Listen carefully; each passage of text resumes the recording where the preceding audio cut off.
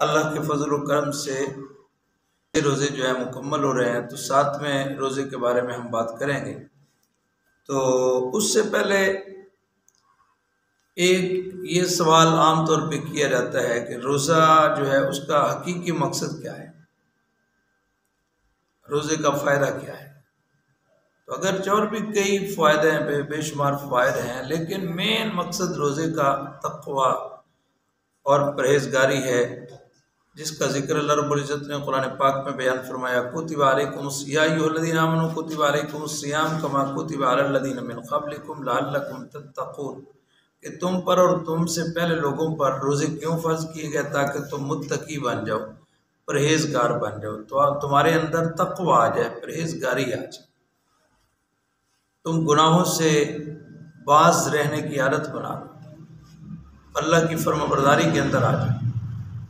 اسی لیے بزرگان دین فرمایا کرتے ہیں کہ اگر کوئی آدمی ڈاکٹر بننا چاہے تو اس کے لیے بھی کورس کرنا پڑتا ہے، کوئی آدمی پروفیسر بننا چاہے تو اس کے لیے بھی کورس کرنا پڑتا ہے، جو ڈاکٹر بننا چاہے اس کے لیے کہتے ہیں کہ یہ جناب MBBS کورس ہے اتنے سال کا، وہ کریں گے تو MBBS بنیں گے۔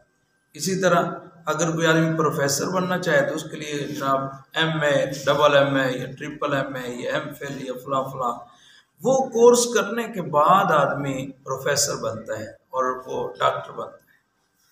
تو اسی طرح کیا متقی بننے کے لیے یا پرہیزگار بننے کے لیے بھی کوئی کورس ہے جس کے کرنے سے آدمی متقی بن جائے، پرہیزگار بن جائے؟ تو اس کا جواب اگر دیکھنا ہو تو قرآن پاک میں اس کا جواب موجود ہے۔ اللہ رب العزت فرماتا ہے متقی بننے کے لیے، پرہیزگار بننے کے لیے بہترین کورس روزہ ہے، یعنی روزہ رکھنے سے آدمی متقی بن جاتا ہے، پرہیزگار بن جاتا ہے، اس کے اندر تقوی پیدا ہو جاتا ہے، یعنی گناہوں سے بچنے کی اس کے اندر طاقت اور جرت پیدا ہو جاتی ہے، کیونکہ روزے کے اندر کھانے اور پینے اور جماع سے آدمی رک رہا ہے، حالانکہ یہ ساری چیزیں حلال ہیں، اس کے باوجود آدمی نہیں کھا رہا، کھانا نہیں کھا رہا، پانی نہیں پی رہا، اس کے روزے دار کے سامنے بھی رکھ دو تو وہ نہیں کھاتا، اس سے پوچھا جائے کیوں نہیں کھاتا تو وہ یہی کہے گا نا کہ اللہ رب العزت نے منع فرمایا ہے۔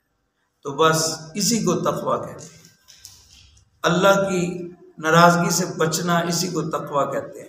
تو اللہ تبارک و تعالیٰ روزے سے یہ تربیت فرمائی جا رہی ہے کہ جب اللہ کے حکم کی وجہ سے آدمی حلال چیزوں کو چھوڑ رہا ہے تو یقیناً وہ حرام چیزوں کو بھی چھوڑے گا، اسی کو تقوی کہتے ہیں، اسی کو پرہیزگاری کہتے ہیں۔ اسی کی تائید میں حدیث مبارکہ جو بخاری شریف کے اندر موجود ہے، جس کے راوی حضرت سیدنا ابو ہریرہ رضی اللہ تعالیٰ عنہ ہے، آپ فرماتے رسول پاک صلی اللہ تعالیٰ علیہ وسلم نے ارشاد فرمایا، من لم يدع قول الزور والعمل به فليس لله حاجة في ان يدع طعامه وشرابه۔ نبی پاک صلی اللہ تعالیٰ علیہ وسلم ارشاد فرماتے ہیں کہ جو روزے دار جھوٹی بات، جھوٹ نہ چھوڑے، یعنی جھوٹ بولنا نہ چھوڑے، والعمل به، اور جو برے عمل نہ چھوڑے، برے کام نہ چھوڑے، جو برائی نہ چھوڑے، فلیس للہ حاجت، اللہ رب العزت کو کوئی حاجت نہیں ہے، ان یدع طعامہ وشرابہ، اس کے کھانا پینا چھوڑنے سے اللہ کو کوئی حاجت نہیں ہے، کوئی ضرورت نہیں۔ یہ بیان فرمایا گیا کہ روزے کا حقیقی مقصد صرف اور صرف کھانے پینے سے رکنا نہیں ہے، بلکہ برائی سے رکنا ہے، ہر برے کام سے رکنا ہے، ہر بری بات سے رکنا ہے، یعنی جھوٹ ہے، بہتان ہے، غیبت ہے، چغلی ہے، تہمت ہے، گالی ہے، لعن طعن ہے، ان ساری چیزوں سے رکنا یہ ضروری ہے۔ برے کام تو ہر حال میں برے ہوتے ہیں، گناہ تو ہر حال میں گناہ ہوتے ہیں، لیکن روزے دار کے لیے جو برائی اور گناہ کو فرمایا جا رہا ہے اس کی وجہ یہ ہے کہ گناہ تو ویسے ہی گناہ ہے، لیکن روزے کی حالت میں اور بڑا گناہ ہے۔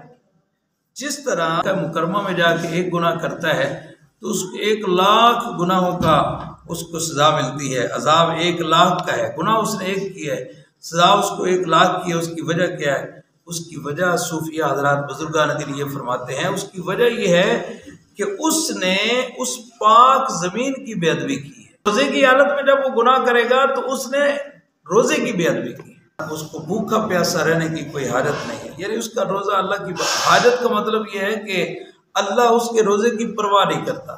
یہ اس کا مطلب یہ ہے کہ اللہ کی بارگاہ میں اس کا روزے کی کوئی اہمیت نہیں ہے، اس کا روزہ اللہ کی بارگاہ میں قبول نہیں ہوگا۔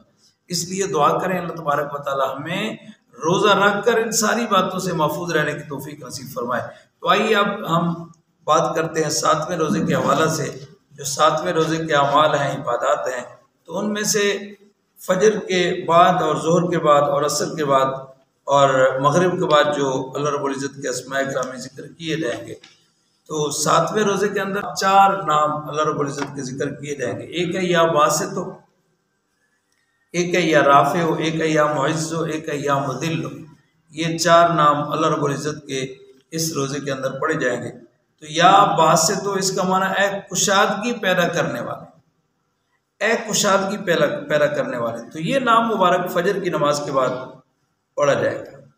اور بزرگان دین فرماتے ہیں کہ جو آدمی یا باسط فجر کی نماز کے بعد 10 مرتبہ پڑھتا ہے، اور یہ پڑھ کر یا باسط 10 مرتبہ پڑھ کر پھر دونوں ہاتھوں کو اپنے چہرے کے اوپر پھیر لیتا ہے، تو اللہ تبارک و تعالی اس نام پاک کی برکت سے اس کی محتاجی دور فرما دے۔ جو شخص بعد نماز ظہر کی نماز کے بعد جو 100 مرتبہ یا رافع پڑھتا ہے، وہ ہر دل عزیز ہو جاتا ہے۔ اگر آپ کسی حاکم کے سامنے جا رہے ہیں جو سخت ہے، ظالم ہے، جابر ہے، اس کے سامنے اگر جا رہے ہیں تو اگر آپ یا رافع پڑھتے جائیں گے تو انشاءاللہ اس کی سخت گیری رحم دلی میں بدل جائے گی۔ اور عصر کی نماز کے بعد یا معز کا معنی اے عزت دینے والے۔ تو عزت دینے والی ذات کس کی ہے؟ اللہ رب العزت کی ہے۔ تو فرمایا کہ جو 41 مرتبہ عصر کی نماز پڑھتا ہے تو مخلوق میں وہ معزز ہو جاتا ہے۔ اور عصر کی نماز کے بعد درود ابراہیمی جو ہے اس کا بھی بہت زیادہ فائدہ ہے۔ اور مغرب کی نماز کے بعد یا مذل کا معنی ہے اے ذلت دینے والا۔ تو ذلت دینے والا بھی کون ہے؟ اللہ کی ذات ہے۔ وَتُعِزُّ مَن تَشَاءُ وَتُذِلُّ، اللہ تعالیٰ جس کو چاہے عزت دے، جس کو چاہے ذلیل کرے۔ تو اس لیے مذلوں کا جو اللہ رب العزت کا نام مبارک ہے، مغرب کی نماز کے بعد اگر 75 مرتبہ پڑھا جائے گا تو انشاءاللہ ظالم ظلم کو چھوڑ دے گا۔ یا تو ظالم اگر ہوگا تو ظلم کو چھوڑ دے گا، یا پھر ظالم جو ہے وہ تباہ ہو جائے گا۔ حاسد کے حسد سے بھی حفاظت ہوگی۔ اگر کسی نے حق روک لیا ہے تو اس نام کی برکت سے وہ اس کا حق ادا کر دے گا۔ اللہ اکبر۔ عشاء کی نماز کے بعد آیت الکرسی جو ہے وہ پڑھی جائے گی، اور آیت الکرسی کے جو فوائد ہیں وہ ہر ایک کو پتہ ہے۔ اللہ رب العزت آیت الکرسی پڑھنے والے کے گھر کی حفاظت کرتا ہے، چوری سے حفاظت ہوتی ہے، اس کے اپنے گھر اور ارد گرد کے گھر جو ہیں وہ محفوظ ہو جاتے ہیں چوری سے اور اس کی جنات سے اور جادو وغیرہ سے، ایسی وباؤں سے اللہ رب العزت محفوظ فرماتا ہے۔ تو یہ ہے 7ویں روزے کے وظائف اور عبادات۔ دعا کریں اللہ رب العزت ہمیں یہ ادب و احترام کے ساتھ روزہ گزارنے کی اور یہ ساری عبادات اور ہمت اور توفیق نصیب فرمائے۔ وآخر دعوانا الحمدللہ۔